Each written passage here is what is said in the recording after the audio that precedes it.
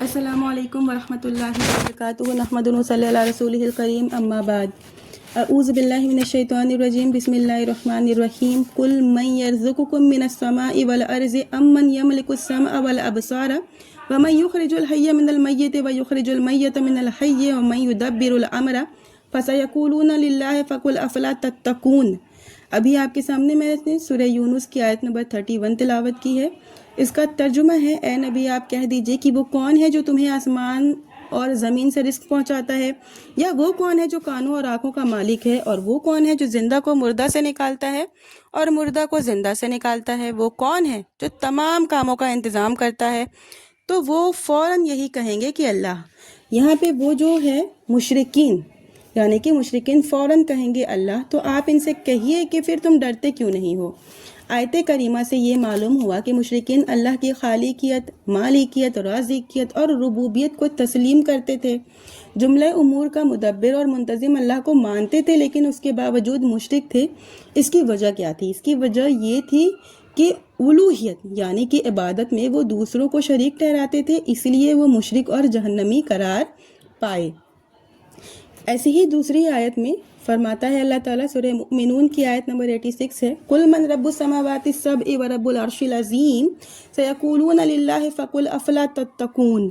اے نبی آپ ان سے پوچھئے ساتوں آسمان کا اور عرش عظیم کا رب کون ہے؟ وہ فوراً یہی کہیں گے کہ اللہ۔ آپ کہیے کہ پھر تم ڈرتے کیوں نہیں ہو۔ سورہ مؤمنون کی 3 آیتوں میں متعدد سوالات کیے گئے ہیں اور ہر ایک کا جواب یہی دیا گیا ہے کہ اللہ۔ اس سے یہ بات اچھی طرح واضح ہو جاتی ہے کہ مشرکین آسمان اور زمین اور ان کے درمیان ساری چیزوں کا خالق اور مالک اللہ کو مانتے تھے، لیکن صرف اتنا مان لینے سے وہ موحد نہیں قرار پائے۔ اگر اتنا مان لینے سے وہ موحد ہوتے تو جنگ بدر اور جنگ احد پیش نہ آتی۔ تو معلوم یہ ہوا کہ صرف اللہ کو رب مان لینے کا نام توحید نہیں ہے۔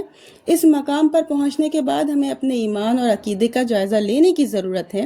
اللہ تعالیٰ نے مشرکین کے عقیدے کو بڑی وضاحت سے کئی مختلف آیتوں میں بیان فرمایا ہے۔ سمجھانے کا مطلب یہی ہے کہ اللہ کو مشرکین مانتے تھے، لیکن پھر بھی وہ مشرک اور جہنمی قرار کیوں پائے۔ اس لیے آپ سورہ یونس کی آیت نمبر 18 کا ترجمہ سنیں۔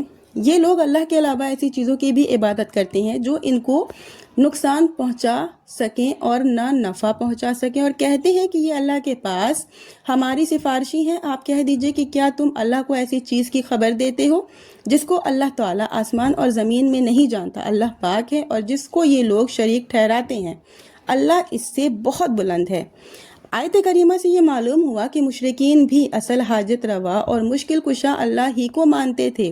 اللہ کے سوا بتوں کی پوجا صرف وہ اس لیے کرتے تھے کہ یہ اللہ کے بزرگ اور نیک بندے ہیں، یہ ہمارے اور اللہ کے درمیان وسیلہ کا ذریعہ ہیں، ہم ان کی نظریں مانیں گے، منتیں اتاریں گے، سجدے طواف کریں گے، مرغا ملیدہ چڑھائیں گے، چادر چڑھائیں گے تو یہ خوش ہوں گے اور ہماری فریاد کریں گے، اور ہماری فریاد جو ہے وہ اللہ تک پہنچا دیں گے، اور ہماری جو بگڑی ہے وہ بن جائے گی۔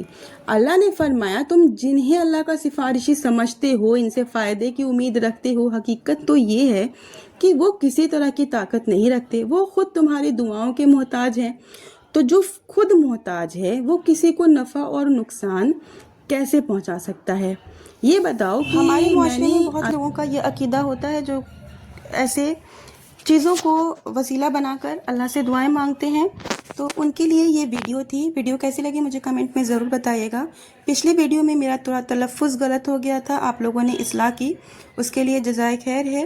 آخر میں اللہ سے دعا ہے کہ یا اللہ تعالی ہم تمام مومن مسلمانوں کو زیادہ سے زیادہ کتاب و سنت کو سمجھنے کی، کتاب و سنت پر چلنے کی، عمل کرنے کی توفیق عطا فرمائے۔ یا اللہ ہمیں شرک جیسے گناہوں سے بچا، آمین۔ وآخر الدعوانا ان الحمد للہ رب العالمین۔